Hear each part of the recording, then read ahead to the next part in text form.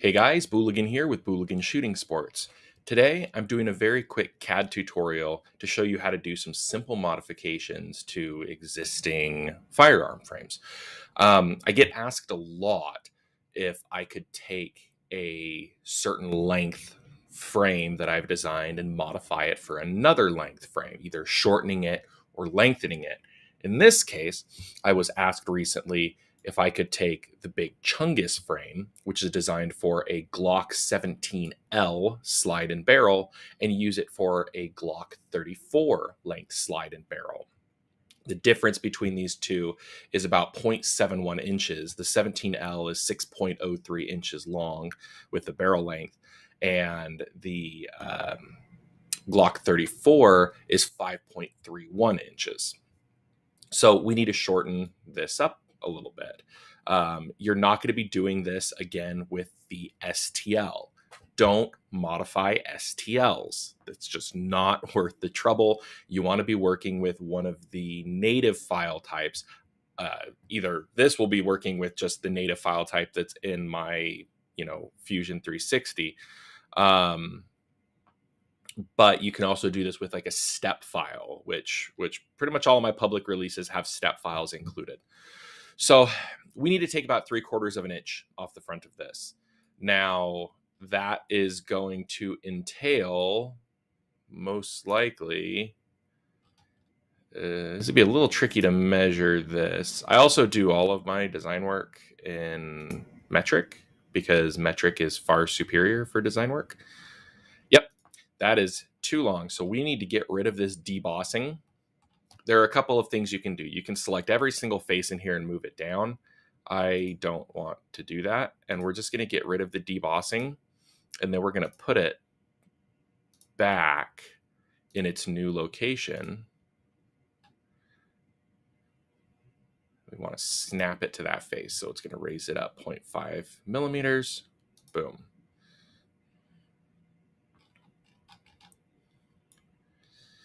I am making this file for somebody, so I can't just do it quick and dirty. I actually am going to have to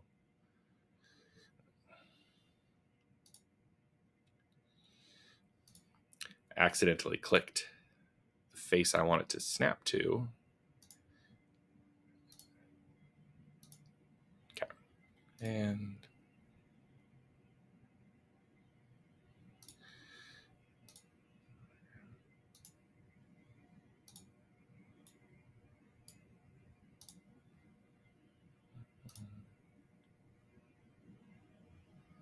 raise it 0.5. But now we've got a slick front frame. So the difference between these two is it's 18.034 millimeters in length. We don't need to go that precise. We're just going to shrink it by 18 millimeters. So first, what we need to do is we're going to do this by slicing the front of the frame and moving it. So we need to set an offset plane. Find a flat surface, something that's, perpendicular to the line that you need it to be. And you can slide that backwards and forwards. I'm going to slide that back. As you can see, there's no weird geometry that's going to mess with. So we'll slide it back to about there, which is fine.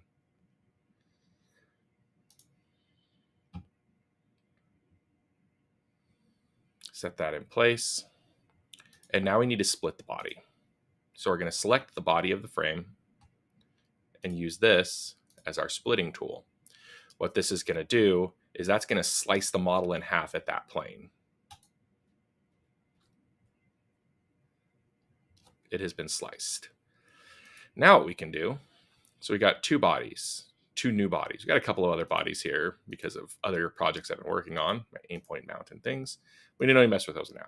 So we got one that's the frame, that's the back half, one that's that new piece that we chopped off.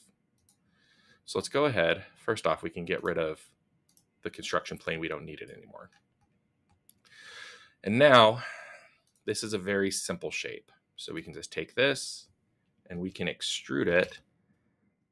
We'll cut it So negative 18 millimeters. So I said it's 0.71 inches, 18.034, boom. So we'll shrink that down by 18 millimeters. Okay.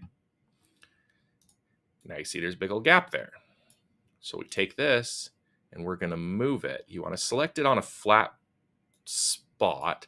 I can select it right there, select that direction, and we want to move that 18 millimeters. That closes that gap up. Now what we need to do is combine these two. Using the combine tool, select both bodies, join, okay. Boom.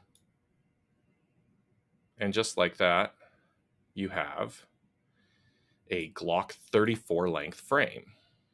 However, we still do want to put in our debossed Big Chungus. So we need to go to Insert SVG. I put it right here just for convenience sake. It's too big. So I need to move it.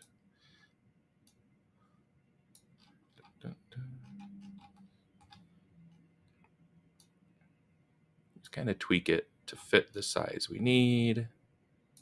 Place it where we want it. Okay, finish sketch. And now, just like before in my how to add stipple to files tutorial, I'm going to select those components, deboss them 0.5 millimeters, so half a millimeter. Et voila, big-ish G34 length Chungus.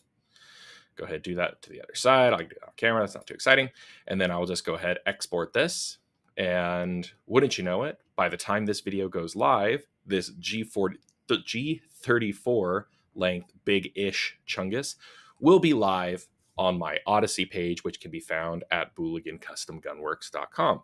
So if you want to build an FMDA rail type G34 length big Chungus, you can do so immediately after this video. So just again, like I said, just a quick tutorial, show you guys how this stuff works, how to do simple modifications. If you guys like CAD tutorials like this, let me know. I'm happy to do more of them.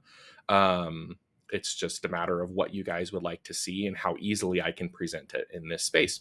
So many thanks for watching. Many thanks for hitting all of those engagement items, commenting, liking, subscribing. But really, we joke about that stuff, but it really does help YouTube engagement because YouTube does not like firearm content and will do everything they can to not show these videos to my subscribers. I have over 120,000 subscribers, and on average, my videos might get 2,000 to 3,000 views, which means either one, I've got a lot of people subscribed who don't like the content I make, which is a little silly considering they're subscribed to the content that I make, or alternatively, YouTube is not telling them that I'm making this content. So more engagement helps get the message out. So many thanks to you guys. And of course, thanks for watching.